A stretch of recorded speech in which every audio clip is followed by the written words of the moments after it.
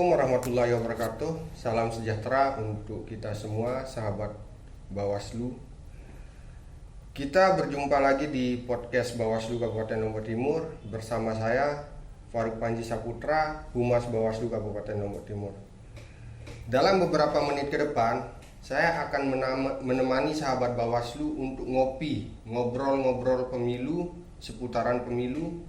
Kebetulan teman ngopi kita kali ini, kita sudah kedatangan tamu, yaitu Pak Sahnam SH, Korbit Penanganan Pelanggaran Bawaslu Kabupaten Lombok Timur. Gimana kabar Pak Kom? Alhamdulillah baik. Baik ya. Sebenarnya ada pertanyaan yang dari dulu saya penasaran ini Pak Kom. Bagaimana? Umur Pak Kom saat ini sudah berapa tahun sih? Kalau usia sudah lebih 40 lah. Tapi kok umur sudah kepala 4 tapi kelihatan masih fresh, masih segar, masih muda gitu. Resepnya apa itu Pak Kom? Banyak menghafal undang-undang pemilu. Berarti resepnya Iya. menghafal undang-undang pemilu ya? Dan mengerti tentang demokrasi yang berkualitas dan berintegritas.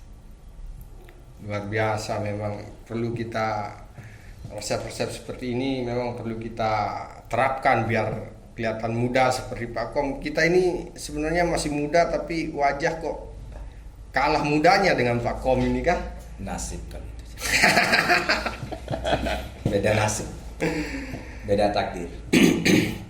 Jadi di podcast kali ini Pak Kom, tema kita yaitu tentang menelisik penanganan pelanggaran di Bawaslu Kabupaten Lombok Timur. Nah, sebelum ke tema itu saya ingin bertanya Pak Kom, sumber penanganan pelanggaran itu dari mana sih untuk pelanggaran pemilu sendiri?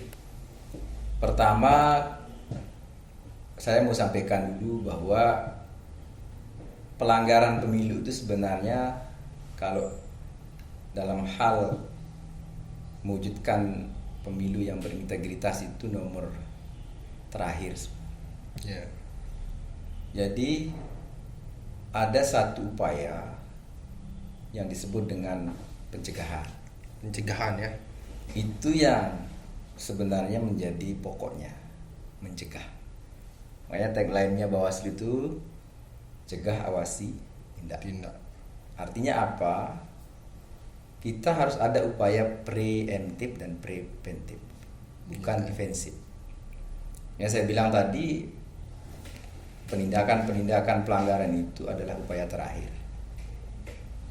Nah, kalau kita lihat berdasarkan Undang-Undang 7 2017 maupun Undang-Undang Pemilu Kada, maka sudah umum ya. Pelanggaran itu kan ada pelanggaran tindak pidana pemilu, sesuai dengan norma-norma dalam undang-undang tentang larangan-larangan yang hubungannya dengan pidana. Ada juga pelanggaran administrasi, ada juga pelanggaran etik bagi penyelenggara, termasuk juga ada satu mahkota yang diberikan ke Bawaslu oleh undang-undang, yaitu menangani penyelesaian sengketa. Berarti dalam Bawaslu sendiri bahwa penanganan pelanggaran itu adalah langkah terakhir ya untuk. Ya, betul. Ya. Jadi kalau berarti ada sekitar 3 atau 4 jenis pelanggaran yang dalam pemilu ini Pak Kom. 3 pelanggaran, 3 satu ya. memang bukan. Itu pelanggaran lain berarti. Gugatan. Ya. Nah, jadi apa tata cara atau mekanisme penanganan pelanggaran itu sama dia dengan yang tiga ini? Kalau tata cara, ya pertama ini kan beda-beda. Ya. Tapi saya mau sebenarnya lebih ke belakang dulu tentang bagaimana penanganan pelanggaran ini adalah sebuah upaya terakhir. Ya. Sebelum kita bahas tentang mekanismenya ya. Oh, ya. Jadi Bawaslu ini harus lebih mengedepankan upaya-upaya preemptif dan preventif. Di situ apa? Misalnya kita mengawasi itu dia ada pencegahan, sosialisasi dalam rangka memberikan Pemahaman. pencerahan, pemahaman dan kesadaran kepada semua masyarakat yang terlibat dalam pemilu. Entah itu dari peserta, entah itu pemilih, entah itu penyelenggara juga harus lebih tahu. Nah, kalau sudah kita lakukan ini, maka bahkan ukurannya sebenarnya kalau banyak pelanggaran, banyak orang mengatakan menunjukkan pencegahan Gagal. tidak gagal. Satu sisi itu ya. Sisi lain, pencegahan kadang sudah maksimal, sosialisasi dan seterusnya.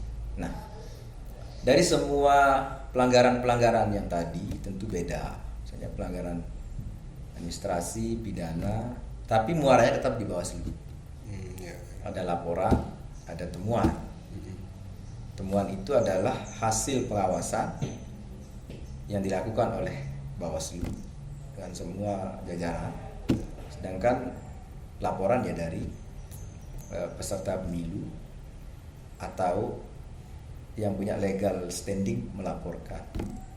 Ya. Itu dua Sumber ya. ya. Kita menyebutnya temuan dan laporan.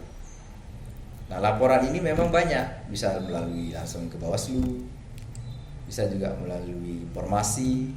Nah, informasi ditindaklanjuti ke laporan untuk mengisi form dan seterusnya. Termasuk pelanggaran-pelanggaran yang sifatnya sengketa juga di Bawaslu diajukan. Juga ya. Jadi setiap peserta pemilu yang merasa berbeda tafsir, dirugikan oleh keputusan KPU bisa melakukan gugatan ke Bawaslu. Berarti menyengketakan Itu gitu bedanya kan? dengan administrasi, etik dan kalau etik tentu itu terkait penyelenggara pemilu, domainnya Dewan Kehormatan. Ya. Walaupun bisa dilaporkan ke Bawaslu, tapi Bawaslu kemudian menindaklanjuti dengan menyampaikan hasil pengawasan ke DKPP ya.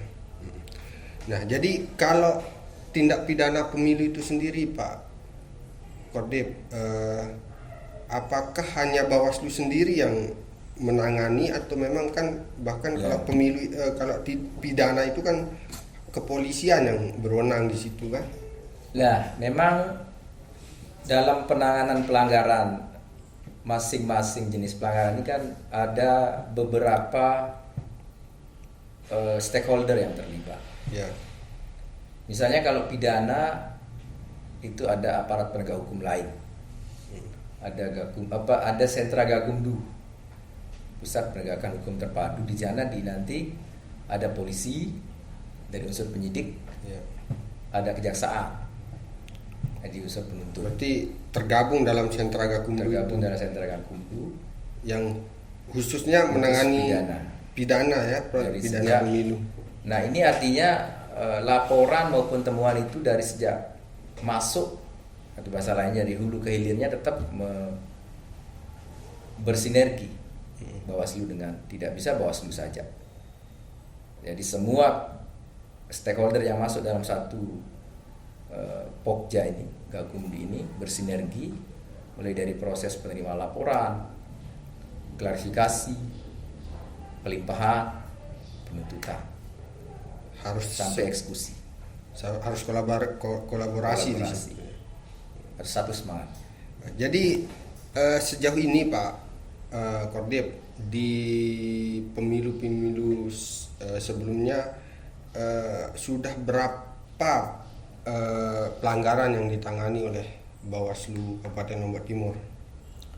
Bawaslu Lombok Timur ini sudah banyak pengalaman ya sejak 2018 kemarin ketika Panwaslu pemilu kada kita sudah menangani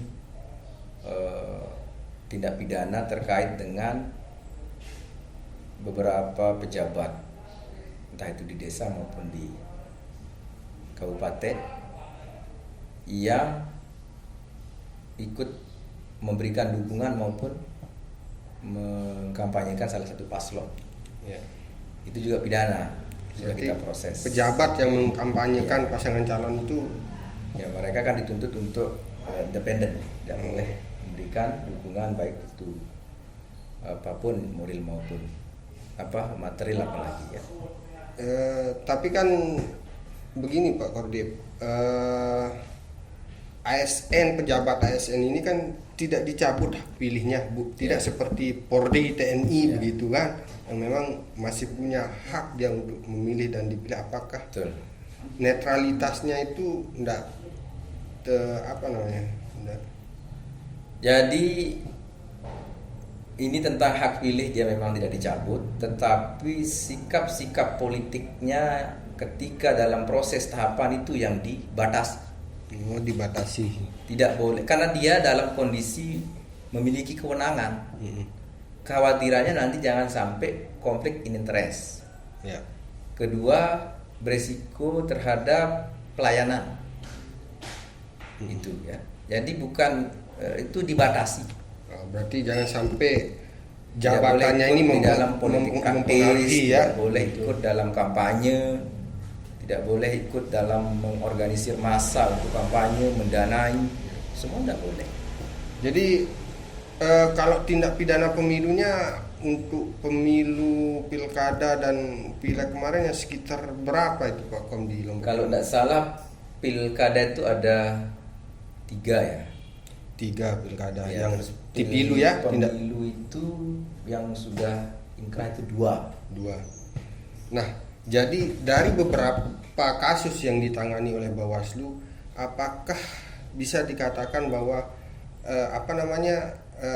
pencegahan itu sudah dilakukan apa belum dia? Jadi ini kan beda divisi kita. Tapi kalau saya lihat, walaupun beda divisi, tetapi satu semangat dan kita juga sama-sama. Kita sudah maksimal, maksudnya maksimal itu kita sudah menggandeng semua elemen masyarakat. Tapi dengan keterbatasan, entah itu personil maupun anggaran, kita tidak bisa menjangkau semua orang. Ya. Tapi simpul-simpul masyarakat itu sudah kita jangkau. Harapannya Bawaslu ini kemudian mereka-mereka yang sudah tercerahkan ini menjadi agen perubahan di masing-masing komunitas. Harus ikut aktif juga ya untuk Jadi mengkampanyekan. soal aturan dan soal bagaimana orang melanggar ini kan soal kesadaran. Ya. Sebenarnya banyak yang tahu money politik misalnya, mereka sadar itu tidak benar, tapi tanpa kesadarannya tidak bisa. Tahu aja nggak cukup, tapi sadar bahwa itu berbahaya, sadar itu adalah pelanggaran, sadar itu beresiko untuk demokrasi, maka itu menjadi fondasi orang meninggalkan dan tidak mau. Jadi selama proses pemilu kemarin, keterlibatan masyarakat untuk mengawal demokrasi itu sangat penting ya Pak Kom, untuk ikut terlibat seperti apa yang disampaikan Pak Kom. Jadi mungkin itu saja, sebenarnya masih banyak sekali yang perlu saya tanyakan ini Pak Kom tentang seputaran tentang pelanggaran pemilu, tapi ya karena mumpung waktu yang memang tidak memungkinkan, mungkin ada sesi kedua atau episode kedua nanti untuk kita lebih gali lagi tentang pelanggaran pemilu itu sendiri Pak Kom. Oh ya, jadi Saya izin ya, bisa iya, silakan Pak Kordip. Jadi itu tadi beberapa pencerahan yang disampaikan oleh Pak Kordip penanganan pelanggaran Bawaslu Kabupaten Lombok Timur tentang pelanggaran pemilu selama Bawaslu Kabupaten Lombok Timur ini berjalan. Oh ya, jadi jangan lupa kepada sahabat-sahabat Bawaslu untuk ikut terus video-video ngobrol-ngobrol seputaran pemilu di channel YouTube Bawaslu Kabupaten Lombok Timur, karena kami akan terus mengupdate informasi seputaran pemilu. Saya Farouk Panji Saputra undur diri. Bersama rakyat awasi pemilu, bersama Bawaslu tegakkan keadilan pemilu. Wabillahi taufiq wal hidayah. Wassalamualaikum warahmatullahi wabarakatuh.